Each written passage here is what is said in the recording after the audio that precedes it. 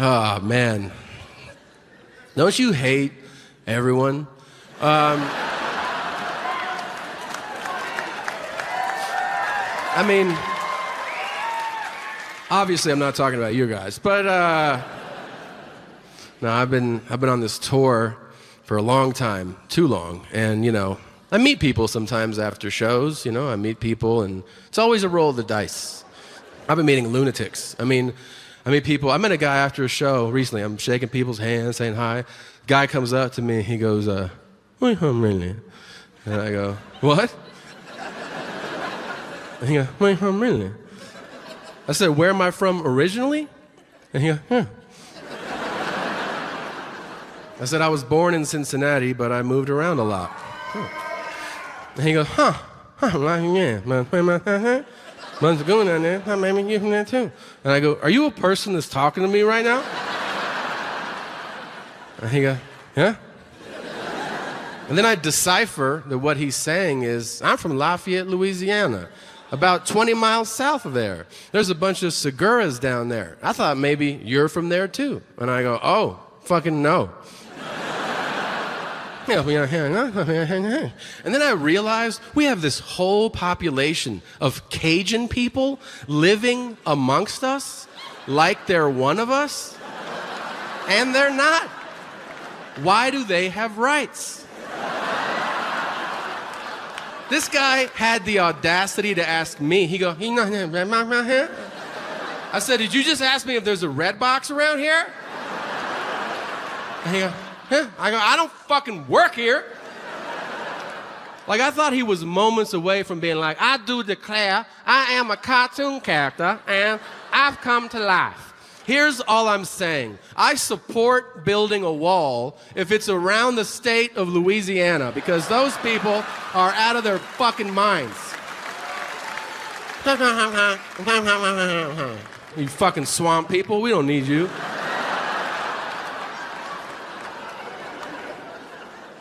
What are we gonna miss out on? Where you gonna get your shrimp? Oh, what a contribution. No more gator, no more shrimp. Fucking inbreds. So, cracker-ass inbreds, we don't need you. Yeah, tell them. Fucking tell them. They'll see this shit. Fuck you, cracker. So, I know. It's a very divisive joke. It has been the entire tour. I think it sets up the audience into two camps, People who are like, "Don't do the yelp. It makes it real." And then other people were like, "Do the yelp. That's my favorite shit, man." And you know who you are. Yeah. Dude, having kids makes you do crazy shit. I'm not even proud of some of the things I've done, all right? Last year, it was the first time I ever had somebody bully one of my kids. I didn't respond well. This is what I took my older son to a park. He was 2.5. The cutest little fucking kid. And he walks into the park, and he walks up to a playground set. And as he walks up to it, he steps on it, and an older kid, meaning 4, he goes, "You can't play with that. That's mine." And I go, "I'll kick your chest through your back." And he goes, "What?" And I go, "I'll stomp you out right now." So he's crying, I'm laughing, everybody's gathered around, right? You can't do that. You can't do anything to a shitty kid. You can curse a lot around them. Not to them, that's an important distinction. Around them, and then you fantasize about them repeating it at home and getting in trouble, and that's very satisfying, all right? But, you gotta put rhythm to it or they won't remember, because they're just dumb fucking kids. So you gotta be like, "Ship his motherfucker, count my balls, lick my dick, eat my ass." And the kid will be like, "What's that?" I'd be like, "Go tell your mom." That's what that is. As they walk by, you can get in one accidental hit. I've tried it, but it's got to, as they're passing, like that, and then they'll be like,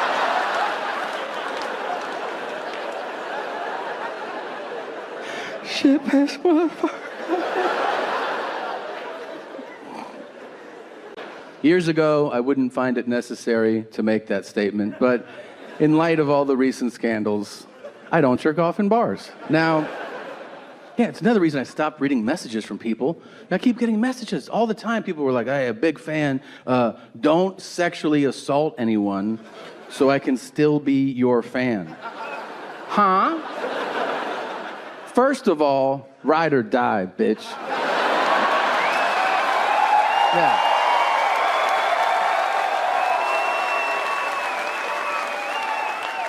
I don't want no half-steppers in my crew. Secondly,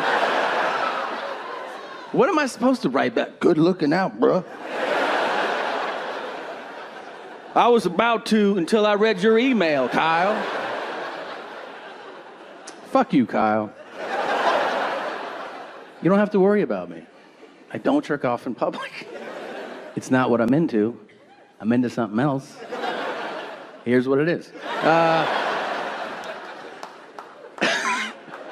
You guys are like, okay. All right, yeah. If you ever want to hear me masturbate, all you have to do is call me and tell me you can't make it to our dinner plans. I'll start stroking right then and there. I am not social. I fucking love that call. That is my favorite call. I especially if it's as I'm leaving the house, I'm going to have multiple orgasms, okay? When I'm walking out of the house and I'm like, I don't want to fucking go out with them. And then they call and they're like, we can't make it. I'm like, keep up. Why?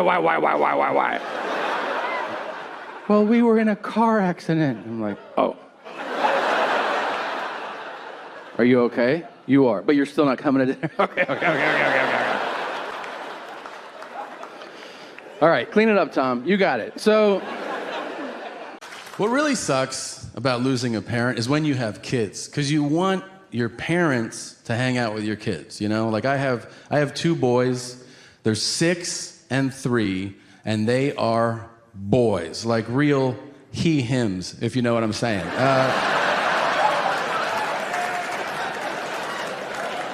Don't worry, we asked them, all right? And they were like, definitely. And we're like, oh, it's up to you. Now,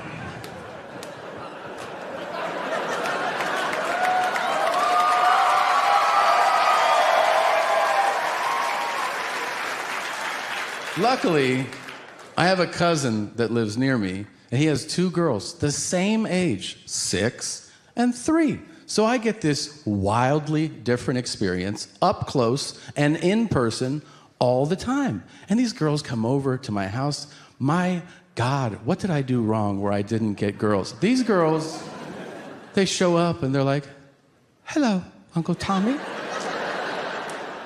I go, hello to you.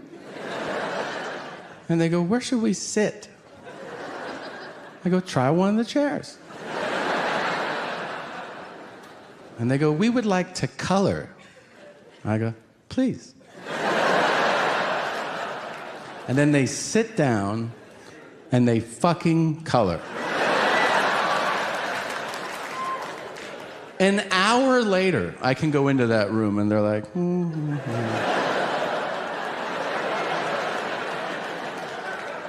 I go, that's nice. Where are my boys? Are they in the house? Are they on the house? Are they on? Oh, they're on the street. Fantastic. I go out there, I'm like, what the hell are you guys doing? And they're like, we broke all the crayons and we put them in the mailbox. Oh, yeah. Thank you. Thanks for doing that.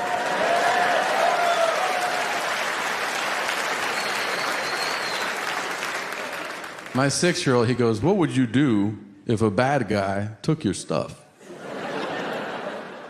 I would ask him to give it back. I don't know. He goes, I would get a sword. I would cut him into pieces. And I put the pieces in the mailbox. I'm like, what are you doing with the mailbox, Dahmer? He goes, you know Grandpa liked a full bush? I go, hey. Did he call you? How do you know that?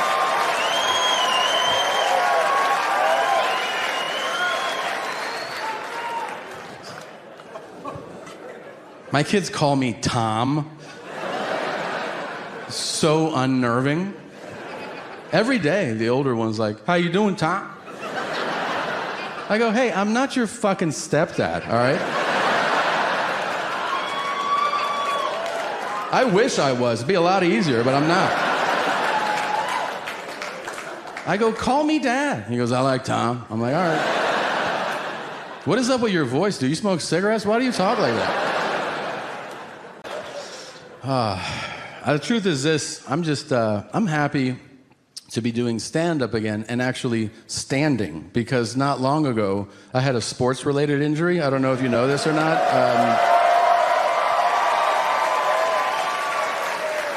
Well, if you don't know, I will try to say this with a straight face. I, Tom, the guy you see standing up here, I was severely injured whilst participating in a slam dunk contest.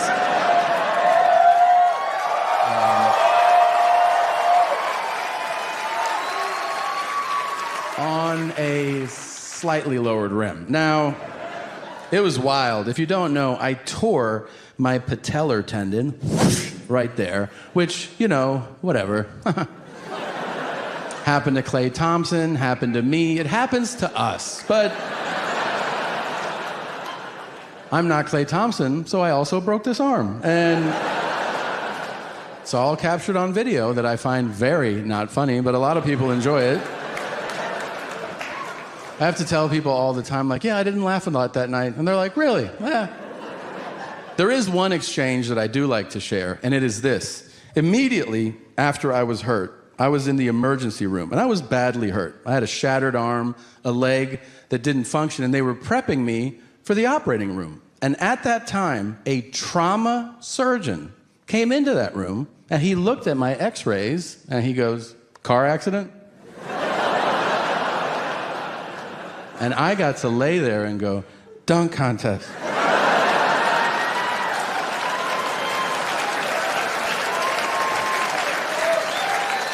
And he goes, what was that? What did you just say? And I go, slam motherfucking dunk contest. He goes, did a car hit you while you were dunking? I said, why don't you do your fucking job, all right? Some people don't know this. I was in the hospital for 3 weeks. That's a long time. And I don't think I would have made it through it if it weren't for my dear, dear friend, Dilaudid.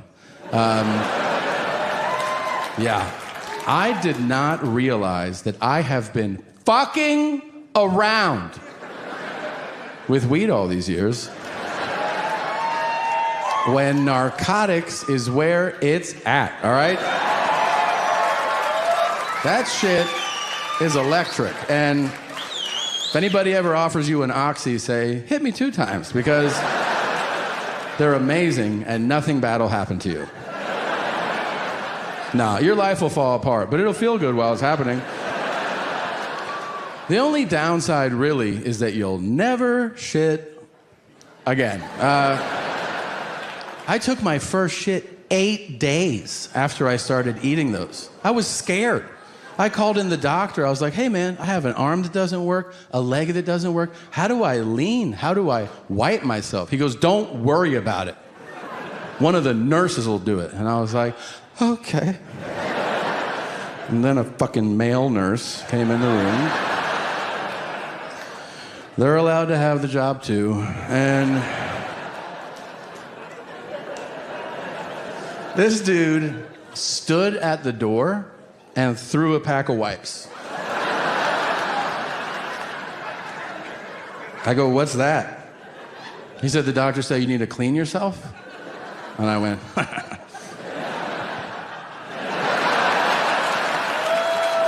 you're gonna do it.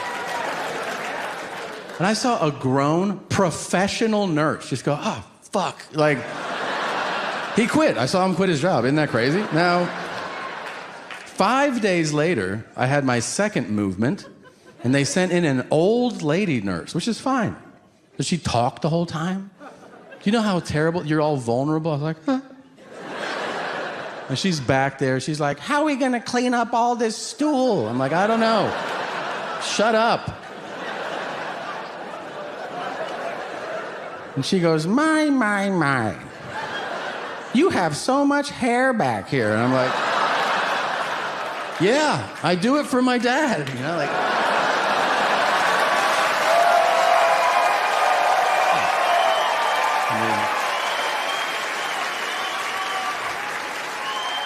I like to picture him up in heaven looking down, you know? Look at that hair on my son, isn't that nice?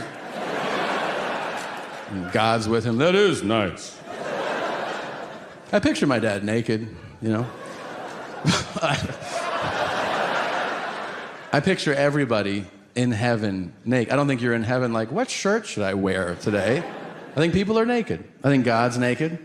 I think after a while it makes sense that my father would notice that God has a fucking piece on him, you know? It's God. I think it's enormous and glorious. I think it's blue. And I think it has a golden hue around it. I think after a while my dad would go, can I touch that? And God's like, of course. You are one of my children.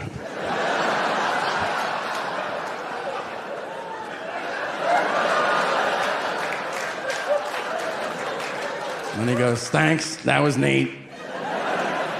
And then God says, do you want to see it snow? Oh. That's what snow is. You didn't know that? It's snowing.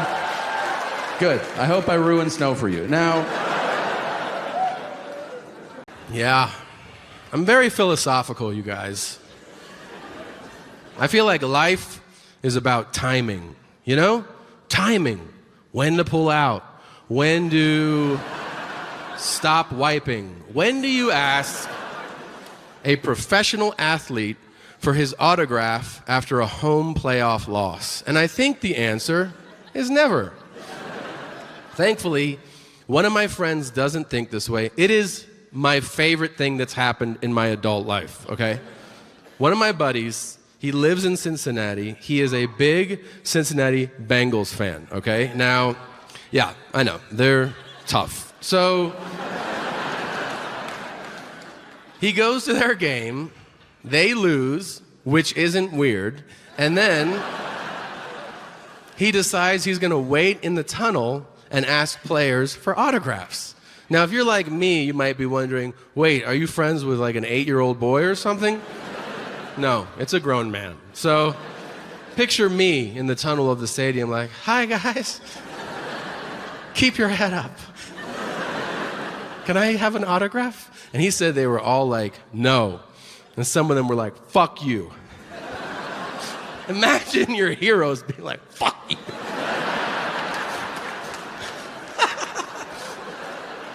Oh my God. And then Adam Pac-Man Jones walked out of the locker room. Now, if you don't follow football and you're like, I don't know who that is. Well, how can I best describe him? One time he went to a strip club and a bunch of people got shot. And then that happened 2 more times. What's up? I'll give you a sense of his vibe as bang, bang, ba-bang, bang, bang, ba-bang, bang, bang, bang, bang. He is not approachable. So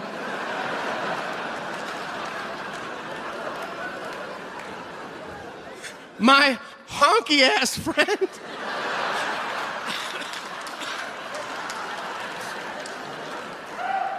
the biggest honky in America goes, Pac-Man! Will you sign this football? And he said, Pac-Man went, what?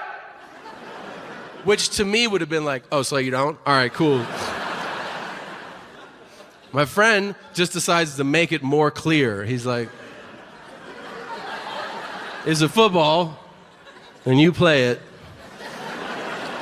I just watched you. Will you sign this? And he said, Pat goes, the fuck did you say to me? which now I'm like, why are you still there? And he's like, I think because I'm actually shitting myself as it happens. But now he knows he's got one shot. Pac walks right up to him like, what'd you say? And my friend, he just goes, look, man, it's a football.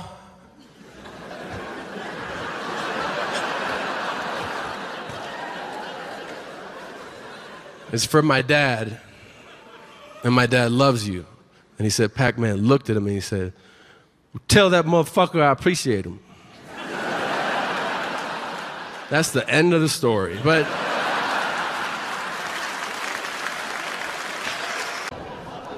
some people buy first class tickets. I always feel like they know you got upgraded. They always give you the look like, by the way, we fucking know. You can sit up here, but you're not like us. God, it's so weird. People ask me, like, I get asked fucking travel advice from strangers. Can we just break down how crazy that is? Like, people come up to me and they're like, hey, you travel a lot, right? And I'm like, yeah. I'm like, where should I go? I don't fucking know you, man. You ask travel advice to people who know you intimately. They know you well. They can guide you based on what they know about you. I mean, you don't ask strangers dining advice, right? Because you're like, hey, well, where should I eat tonight? I know I've never met you before in my life, but do you think you could give me a recommendation? Yeah, you should try this dim sum place. But then that person might go, oh, I hate the Asian world. And you're like, oh shit, I didn't know that about you. Like, yeah, I killed like 4 of them. Like, what are you, like a serial killer or something? Yeah. Now you're in an awkward conversation with a serial killer. cool shoes, Tom. Where'd you get them? All right, I'll tell you. So I was doing shows up in Portland, Oregon, and did a few shows, big show like this. Group came up to me afterwards, and they go, we noticed you have Nikes on. Do you like them? And I go, yes. And they go, do you want to come to Nike headquarters tomorrow? And I said, not really, no. I like your shoes. I don't want to see your office, man. And he goes, well, you can shop at the employee store. So I go, what's that? He said, it's a warehouse. It has every product imaginable, and you would get 50% off. And I go, how about I rent a U-Haul and I empty your fucking store tomorrow? He goes, have at it. I get excited. Next morning he calls me. He goes, I wanted to tell you, you can come to Nike, but you're not allowed to shop in our store. And I go, why? And he goes, we put your name in our system and it was flagged. And I'm like, flagged by Nike for not doing sit-ups? Like, what the fuck's that all about? He goes, no, you're a person of influence. And I go, excuse me? He goes, you're an entertainer. We call that a person of influence. You're not allowed to shop in the store. I go, that's fucked up. And he goes, you can try to go through the entertainment division. And I go, what's that? And he goes, that's free stuff. And I go, all right. So I get that number and I call, and this guy answers and he goes, Nike Entertainment. And I go, hey, Tom Segura. And he goes, okay. And I go, I'm a person of influence.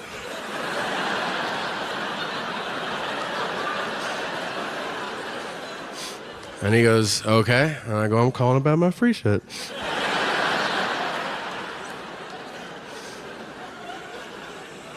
And he goes, all right. And I go, so how you want to do it? And he goes, we'll regroup and we'll get back to you. And I go, okay. And they never called, so I bought these Adidas for $130. So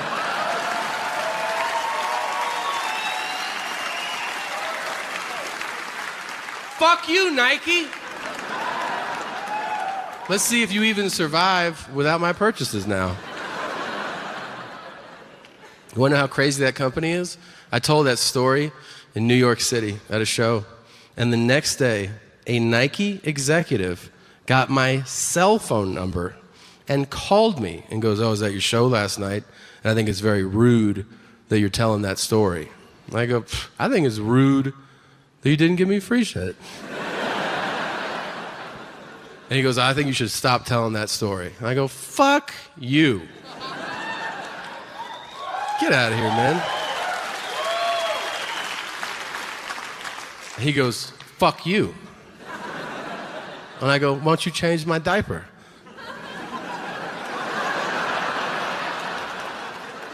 He goes, what? I said, you heard me, bitch.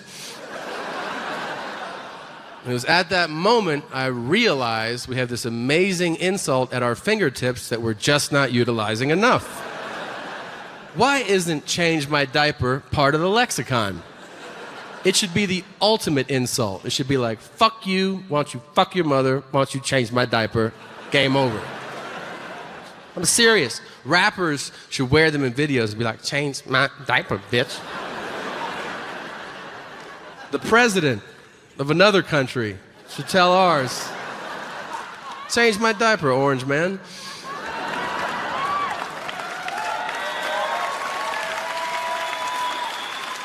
And listen, if you're a parent, you know exactly why that insult is so appealing. If you're not, let me key you in on a little secret. There's a reason your asshole is the only part of your body you can't physically see. It's a fucking horror show, okay? When you have a little one, you have a front row seat for years. And my son shits with his eyes closed. I don't know how often you do that. I'm guessing it's twice a year. Maybe the day you get back from Cancun and when you tell the lady in the Thai restaurant, yeah, I can handle my spice. My son, every single shit, he's like, and when he's done, he makes eye contact and you're like, whoa. And he pushes out the last bit as he stares through you. He's like, ugh. And you're like, you're nasty as hell. It's gross. And just once, it would be nice if as I'm cleaning my son's shit-filled asshole, if he would look up at me and be like, hey, motherfucker, I appreciate it. And I'd be like, yeah, and I appreciate you. Guys, have you ever thought about how many times you may have slept with your significant other? You shouldn't know the answer, so let me just start there, all right? If you do, that's terrifying, and we'd like you to leave. Yeah, if you're sitting here, you're like, oh, finally, somebody has... It's 926. There's the exits. What I'm saying as a concept, it is reasonable to assume if you've been with somebody 3 years, you have a healthy thing going on, you may have slept together a few hundred times, right? Right. Now, I want you to think about how many times your dad has finished inside of your mom. So many times. Tom, why would you say that? Well, basically, I think all of our moms are a bunch of cum dumpsters, you know, but your mom more than my mom. Now, I know. It's a tough image to get out of your head once I've planted it, right? You're like, God damn it, my mom's dripping? Probably, yeah. Soaking wet. Look, your mom has done some nasty shit. Let's talk about it.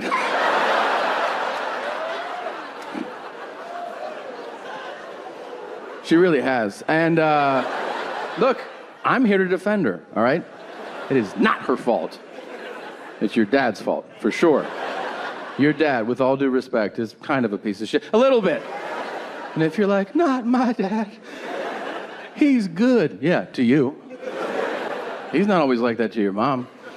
If they've been together 3 decades, you don't think he says some off-colored shit every now and then? Of course he does.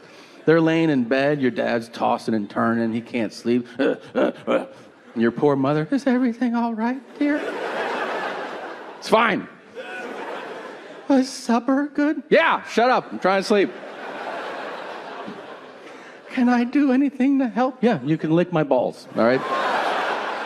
And you want to know something? Your poor mother, she does it, all right?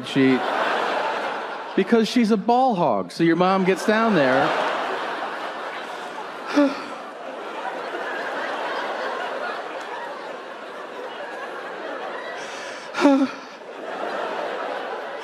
And she goes, I like my life. Oh, your mom. Now, your grandma. Think about some of the things that she's done. On the railroad tracks or wherever she used to fuck around. El Paso, I don't know. You're like, why are you saying this stuff, Tom? Because I'm having fun. Because I enjoy upsetting people. Yeah, I don't know what it says about me psychologically, but there is, I don't know, there's like a marching band inside of me right now going, good job, good job. Yeah, because internally I picture somebody out there going like, I was having fun until he talked about my slut mom. And it makes me happy, I don't know.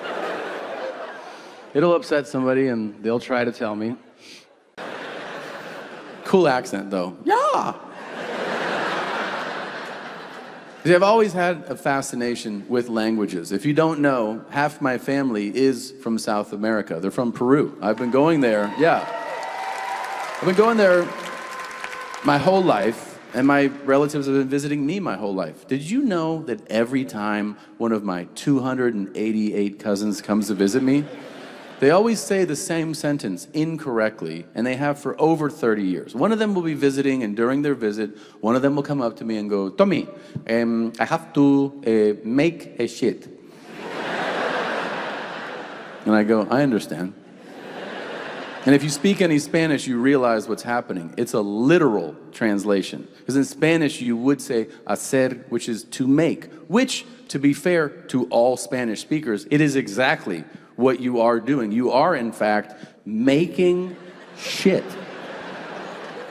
But I always correct them to be polite. I go, yeah, we don't say that here. Here we say I have to take a shit. And they always go, why?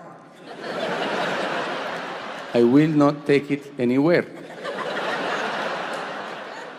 I go, yeah, your logic is sound, but if you keep saying I'm making shit in the toilet, someone's gonna call the cops, so just follow my lead. See, if you're at this show, you speak the world's language. The world's language is English. Most of you, like me, did absolutely nothing to learn it. You were just born. And the rest of the world tries so hard just to communicate with us, just to participate with us, and then we mock them to their face for trying. Isn't that great? The whole world goes, how do you say? And we go, listen to this fucking idiot. Like you did something. I do not know. Shut up, stupid. It's like his 8th language. Some fucking redneck's like, hey, motherfucker, you don't fucking talk good, fucking don't talk so much. And you're like, yeah. Yeah, what he said, for sure. You can do that if you want. You can mock people who have not mastered what you have. It's rude, and with language, you're gonna hurt people's feelings. But you know what everybody enjoys? Everywhere. I swear, everywhere. If you can do an accent well, people treat you like you're a goddamn magician. They love it. Go, try it at work. On Monday, just go to work and be like, hello, mate. Would you like a biscuit with your tea? Someone in your office is gonna go, no. And you can do you can walk around. Would you like a croissant with your coffee? Would you like to mange my anus? Whatever, say whatever you want. And you can do all the accents. Obviously not Asian, which is a bummer because that's the most fun one to do. You'll continue to do that, of course, when you're alone and with friends and with family and in the shower and in the car and with lovers, because there's nothing better than doing it, but you can't do it, you know? You can do a note. It's sort of like you can walk up to a piano and you can hit a key, right? You can be in public and go like, oh, like that. You know. People still get jumpy. They'll be like, what the fuck are you doing? You can't go the whole way. You can't be like, I wouldn't like you, mom, pass up, I like when you touch me. You can't, I did it to show you, but you can't do that.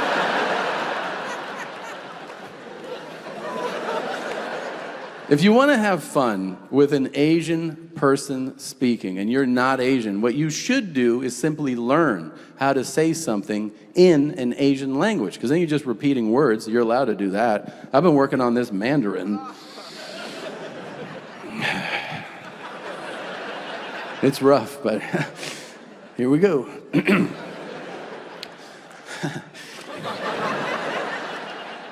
사원이야 타부처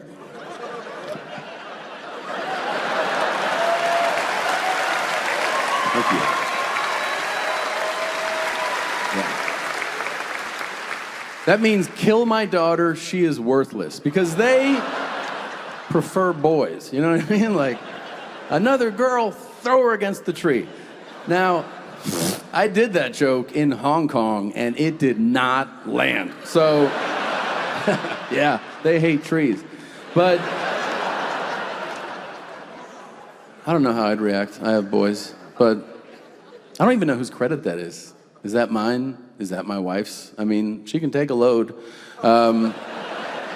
between the legs. What I'm saying is, I get blowjobs, but I get married blowjobs. Them ain't like single life blowjobs. Married blowjobs kind of remind me, you ever watch your dog on a hot day get some water from its bowl, and then it looks at you between licks, you know? It's like,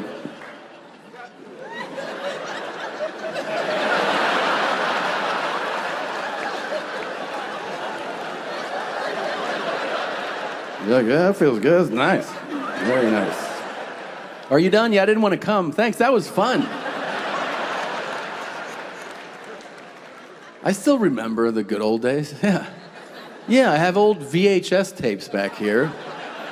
And they're a little grainy, but if I close my eyes, I can still see those sweet, sweet angels from my 20s who made sounds like they were fighting for their life, you know, just... You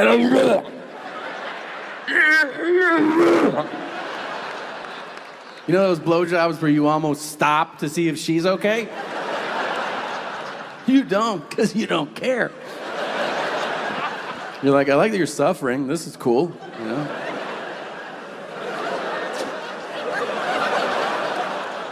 Wait, you don't have memories? Okay. I like a finger up the butt.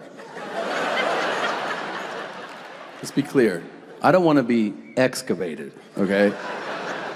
I just like a little, you know, a little Steve Aoki. What's this button do?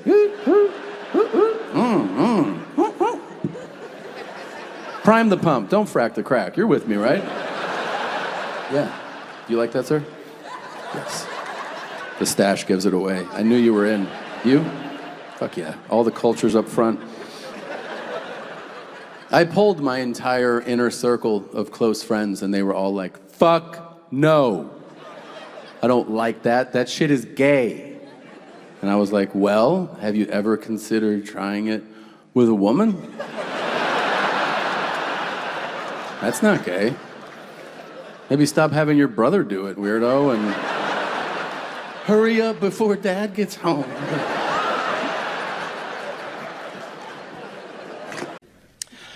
Guys, we've covered a lot of stuff tonight. We really have. Some of you might, you know, not think highly of me. I don't know. Some of you might be like, this guy's fucking stupid. Some of you might think I'm offensive. Some of you might think I'm unenlightened. I don't know. But I will tell you this. I believe in humanity. I do. I believe we're all here together, and I believe there's no such thing as coincidence. And I think I can tell you the story that will also make you believe this. All right? A few years ago, I was in Washington, D.C., and I was sharing a cab with a woman I didn't know. Never met her before in my life. We're splitting the cab. Midway through the ride, as I'm looking out my window, I hear the woman go, hey. And I thought she was gonna be like, hey, like you wanna fuck or something? And I was gonna be like, I can't, I'm married, so make it quick, all right? I look over, I'm like, what is it? And she goes, is this yours? And she's holding a wallet. And I go, no, it's not mine. And she goes, oh, it must be the previous rider's wallet. I'll just give it to the driver. And I go, don't do that. Look at him. He looks like a cab driver. He probably smokes crack every once in a while. You can't trust these guys. I go, give it to me. I'll get it back to the rightful owner. And she goes, really? I go, yeah. She gives me the wallet. Now I feel obligated to find the owner. But here's the honest to God truth. I really want to. I've always dreamed about finding a wallet. I don't know why. I dreamed I would find a wallet. I would open it. It would have $1,000 in it. I would get it back to the rightful owner, and it would turn out to be like Will Smith. And then he'd be like, do you want a helicopter? And I'd be like, yeah. And I'd be like, I got a family in Denver. Do you like furniture? So I open this wallet. It has $2, a grocery store rewards card, and a community college ID. So I have found not Will Smith's wallet. But I still try to do the right thing. I call the grocery store, I explain the situation, and I go, can you help me out? And they go, no. We're a grocery store. We don't track people down. Eggs are on sale. Go fuck yourself. And I was like, cool, thank you for your help. Then I call the community college, and I speak to literally every department in the community college for 4.5 hours. Before I finally get a contact number, I call the number, and a man answers the phone who I can only imagine has never used a phone before. Because he actually answers the phone with a noise. So just to break this shit down, I don't know if you've ever used a phone before, but usually when you call someone and they pick it up, they say, hello? That's fucking it. That's what people say when they answer the phone. Maybe if they're in a bad mood, what? Those are the two options. This man answers the phone, picks it up, and he goes, And I go, hello? And he goes, And I go, I'm gonna talk, and then you talk. And he goes, yeah. Like it was the first time someone explained to him how fucking phone calls work. Up until that point, he's just like, that made a noise, I'm gonna make a noise too. So I go, hey, I found this wallet. I was given your number. I'm trying to return the wallet. And he says, it's probably my son's wallet. He's always losing shit because he's a piece of shit. That's the first thing. I don't even know how to respond. I'm like, I go, well, can I give him his shit back?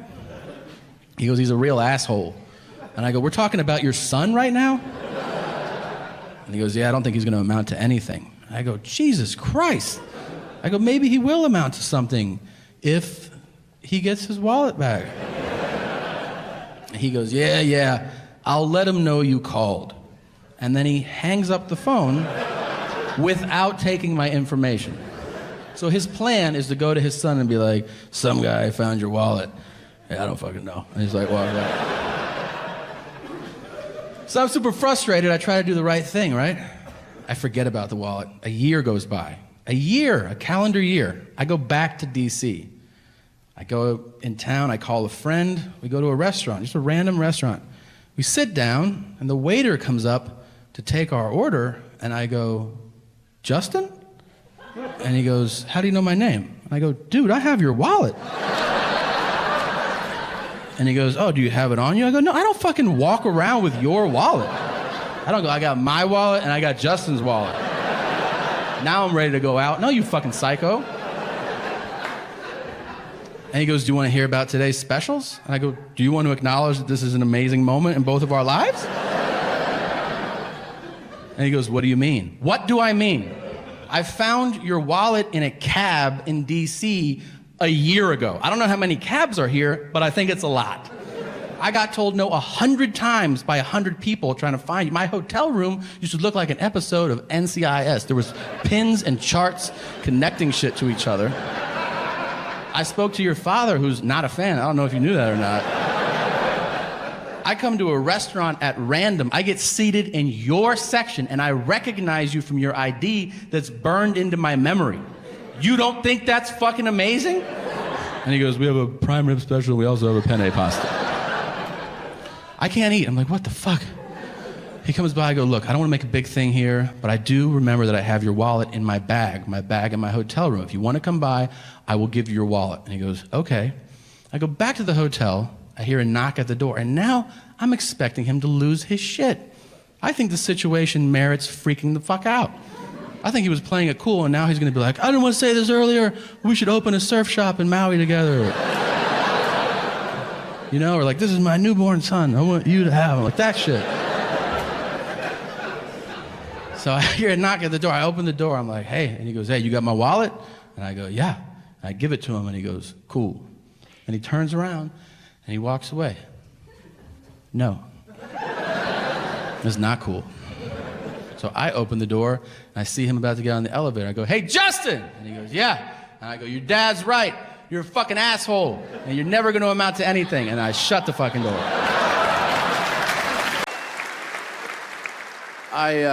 I do still have his phone number, if you're wondering. I did try sending him a link one time to adult porn, because I thought he wouldn't like it. But hey, did you know that in Guantanamo Bay, Cuba, at the naval prison that houses some of the most dangerous men on earth, and also other people who have never done anything. Did you know? Look it up. Did you know that the guards there are specially trained? Now, I know this because I went there. I went to Guantanamo Bay, Cuba, to do shows for fucking us. Yeah, for the troops. They weren't like, here's the 9/11 planners, why don't you give them a giggle? That'd be insane if they were like, get in there and you make Khalil Sheikh Mohammed laugh. And I'm like, what the fuck?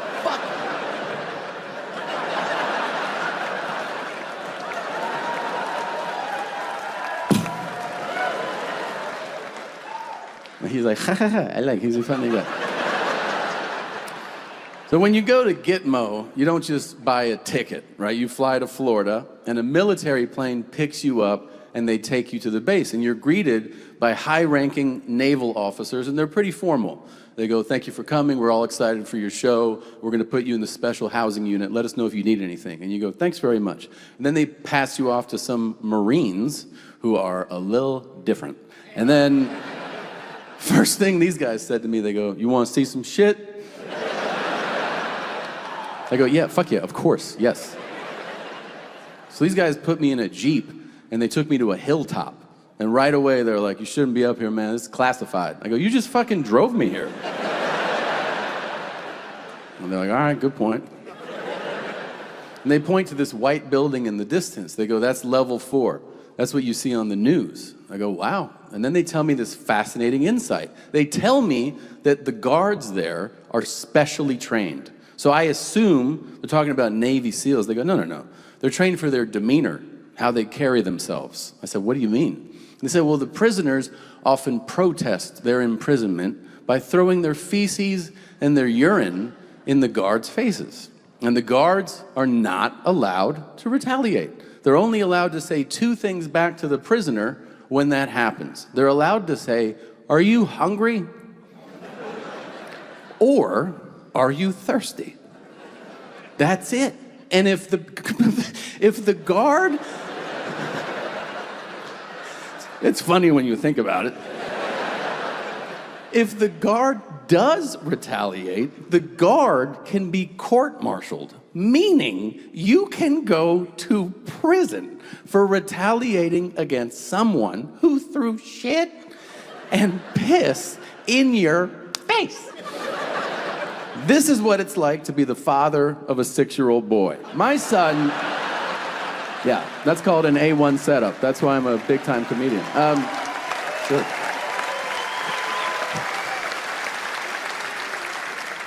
I have 2 sons. They're both kind of dicks, but the 6-year-old, I walked into my house a couple weeks ago, and he goes, hey, man.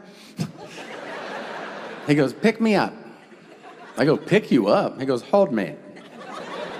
He hasn't asked me to hold him in like a year. I go, you want me to hold you? He goes, yeah, man, pick me up. All right, so I pick him up. I'm looking at my baby boy. You just want dad to hold you? He goes, it feels good, man. I go, I like it too, buddy. And then a moment later, I feel a hot, piercing, spreading sensation on my midsection. I go, are you peeing on me? And he goes, yeah. I wanted to hit him so bad. Like really hit him too, you know, like knock his fucking teeth out of his mouth. But I didn't. I dropped him. I go, are you hungry?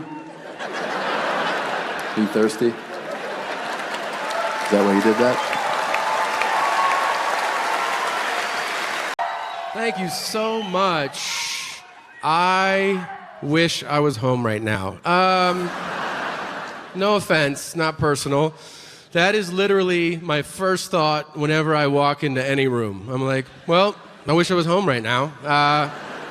And I think it's your thought too. I think you're like, I hope this is good, but also wrap this shit up so I can go home. I actually think that's the meaning of life. Like, people are always philosophizing. What is the meaning of life? I'll tell you the meaning of life. The meaning of life is, fuck this place, let's go home. Now,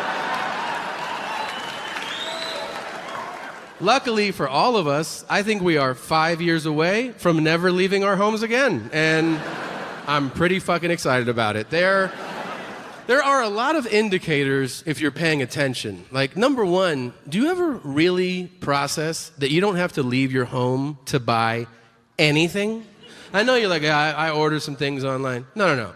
You can sit on your couch, pull up your phone, and if you want to, just be like, I want bananas, and I want hammers, and I want an eagle's beak. And then Amazon's like, it's on your fucking doorstep. How about that? Isn't that insane to you? You don't have to leave your home to see people. You should. You don't have to. Just hold up the same device and be like, hi. Bye.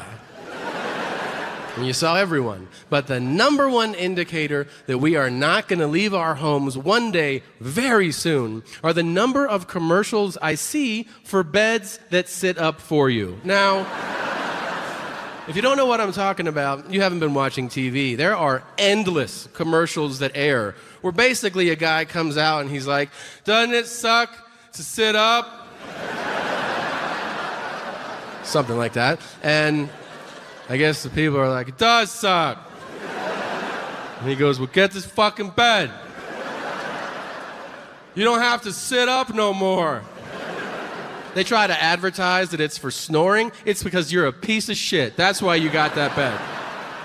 All you've done is lay down. You've been sleeping for hours. And your first thought when you wake up is, I want to sit up.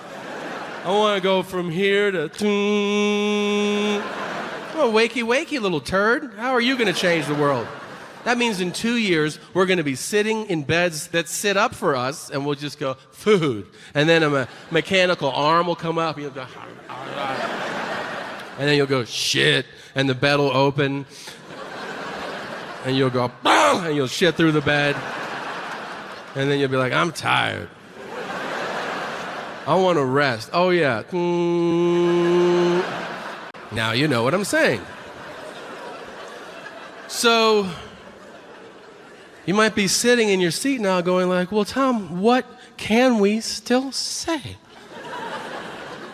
What can we say? I'll tell you what you can say. White racial slurs. All of them. Let her rip. Cracker, Mick, Kraut, Polak, Frog, Guinea, Wop, Honky. Have fun. Say them all you want. And if you're not white and you're going, wait, are you saying that I can say those? That's exactly what I'm saying. Nobody cares. Call up your Italian friend tomorrow and be like, hey, you fucking Guinea. And he'll go, I don't care. I don't give a shit. It's not a historically disenfranchised group. The best slur of all for me, I think, is honky. I'll tell you why. The word honky is hilarious in and of itself, but for some reason, truly racist white people have latched onto that word. It's like this great indicator to know if someone's racist. If they act like that word is offensive, run, okay? You don't believe me? Watch the news. Next time there's some like racial fight in the news, they'll find some hillbilly. Like, what happened? He'll be like, well, he called me a honky. And they're like, and did you pass out from laughing hysterically, or what happened next? He's like, no, I stabbed him. And you're like, oh, shit. That's fucking crazy. I'll pay you to call me a honky. I don't care. It's a great word. I saw a racial fight recently, which is terrible, but I watched it. I'm not calling you stupid if you're religious, okay? That's a cheap shot. If religion gives you comfort, I think that's great. I would not call you stupid for that. I would only call you stupid if you read your horoscope. And you make life decisions based on what the planets are doing. I don't know if you've ever spent time with one of these non-contributors, but they're usually sharing their wisdom, like, you gotta go for it, because you're a Pisces. Thanks, Doc. Those are the same people that think it's a miracle to share a birthday with someone. Like, that's a noteworthy event. And then you get to explain how that's not weird. Well, there's a lot of us. And not that many options. It's gonna happen all the time. Those people, ugh. But the ones who make me immediately homicidal are people who get excited about a close to each other birthday, as if that is worth wasting a breath on. I get this in hotels once a month. I check into a hotel, guy will take my ID and he'll be like, you're April 16th? I'm April 3rd.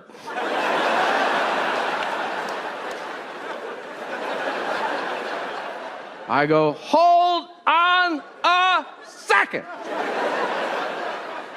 You mean to tell me 2 weeks before I was born, you were born?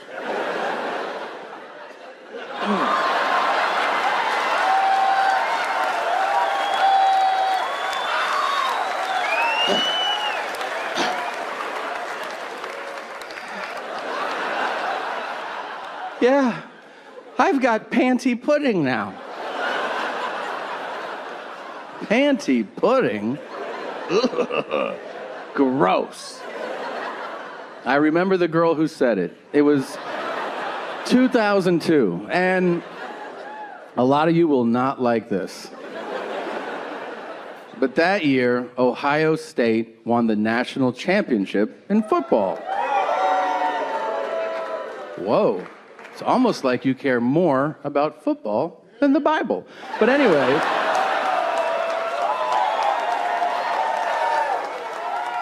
I know. Boo, history. Anyway, I was with this girl. I met her the day after the game. She was from Columbus, where the school is located. I said something casually. I just said it. I was like, oh, you're from Columbus? You guys won the title. Are you excited? And she goes, excited? I've got panty pudding. And I was like, oh. And then I fucked her because she was a dirty girl, all right? And she was not lying. That shit was like tapioca. You had to scoop it out over your shoulder. Do you think Cosby still eats pudding? I often wonder if he has maintained his sense of humor on the inside. Do you think he teases the fellas on the way to the shower? Do you think he's like, hey, don't put your pudding pop in my raisin cake?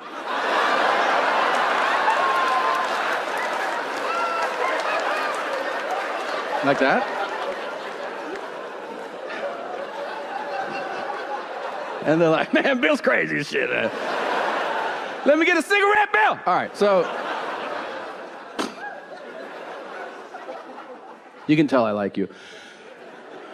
Yeah, you know why? Because I told you an old sex story from my life. I think 100% of the time when that happens, when somebody tells you an old story like that from their life, it's because they like you and they seek your approval. Yeah, absolutely. Dude, who tells you the best stories? It's always people newish to your life. Why? Because they're giving you the best they've got. They want to impress you. Who tells you the worst stories? Your best friends. They know you're not going anywhere. Your best friends are like, I fucked my wife. And you're like, shut up. We're about to eat. I know shut the fuck up, man. And then they're like, it's a good story. Okay, what? Well, she didn't really want to do it. But I kept bothering her. And she finally broke down. She really just laid still. You're like, what are you, Ted Bundy? This is a terrible story. I'll tell you, it is fantastic to be in the People's Republic of Denver. It is a great city, and I absolutely love it here. I think you've probably already taken it for granted, your lax weed laws, and you forget the struggle that we all went through at one time. We're all traumatized by it.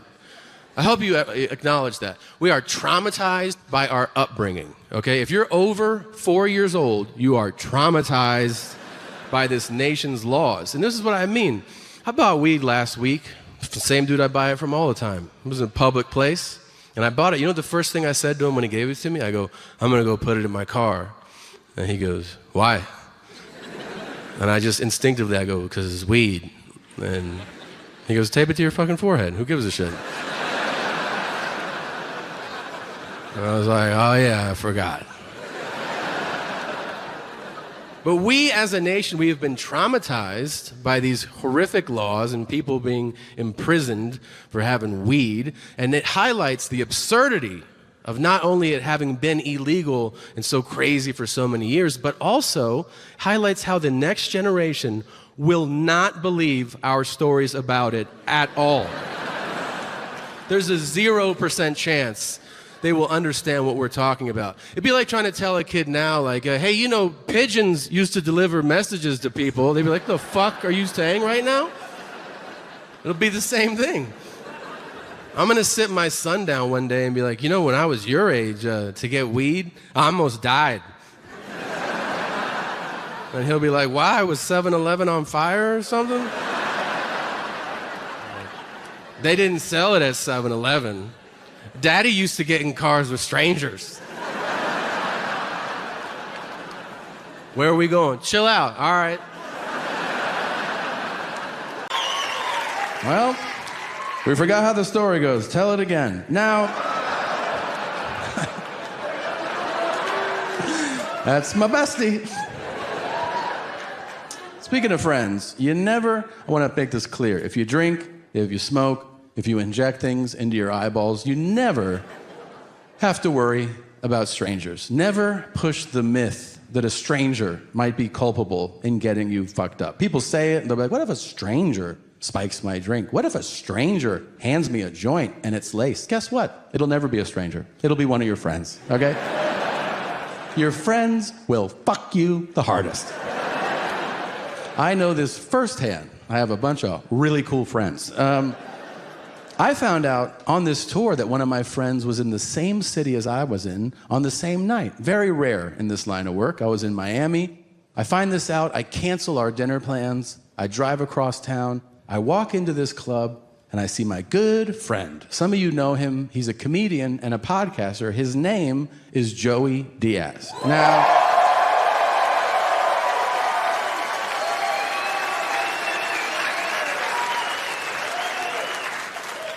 if you're here and you don't know who that is, please allow me to describe him to you.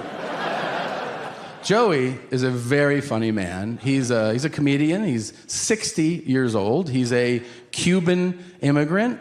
He weighs 295, and he sort of looks like if somebody was making a person and then they left him under a heat lamp for like 15 minutes.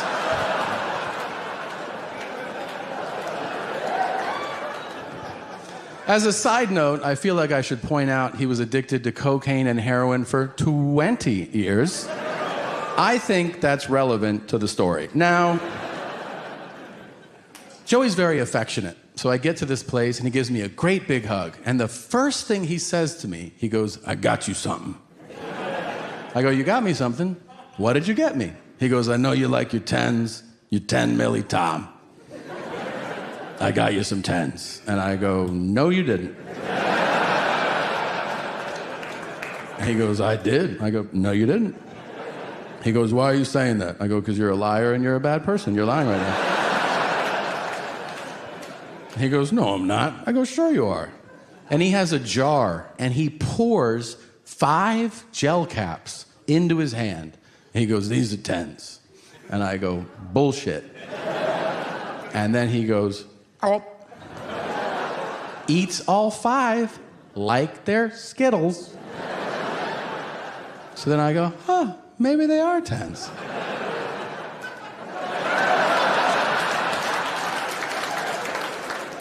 I said, I would like one. I put it on my tongue. I take a sip of water. As it goes down, I look at him. He goes, oh.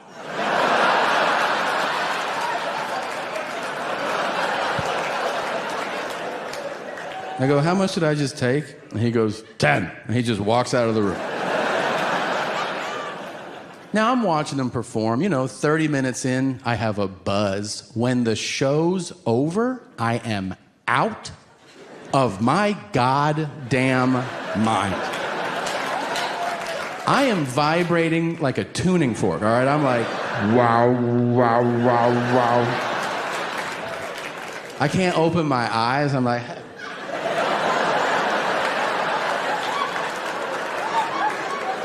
I have to put my hand on a man's shoulder to guide me across the room. I'm like,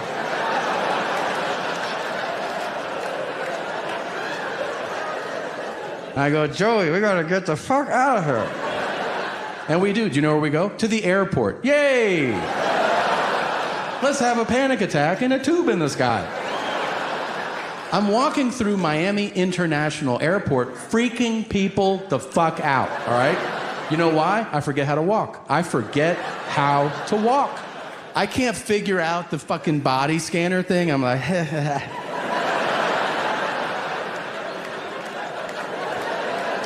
can you hear my heartbeat too?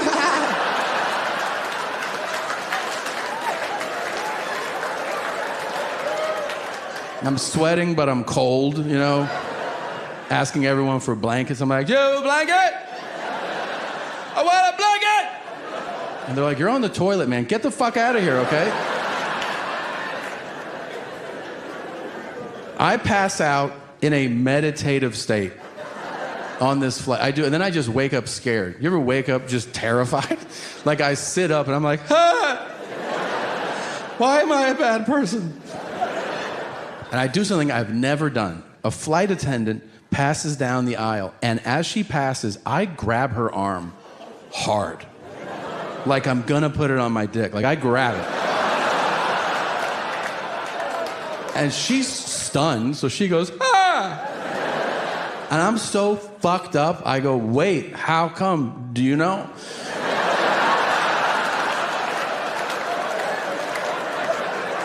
Why are we alive? And she's like, what?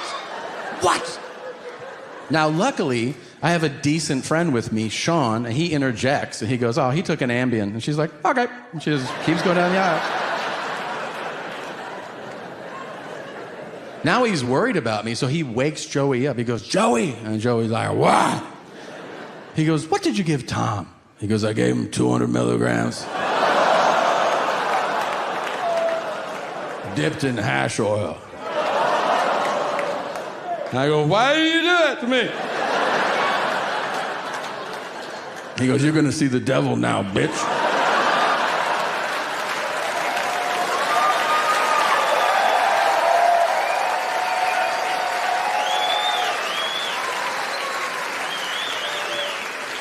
I go, I think I'm fucking looking at him. And let's rewind, by the way. He took 5. He's on 1,000 milligrams. He's like, what are you doing tomorrow? I'm going to the hospital tomorrow. What are you doing tomorrow? Psycho.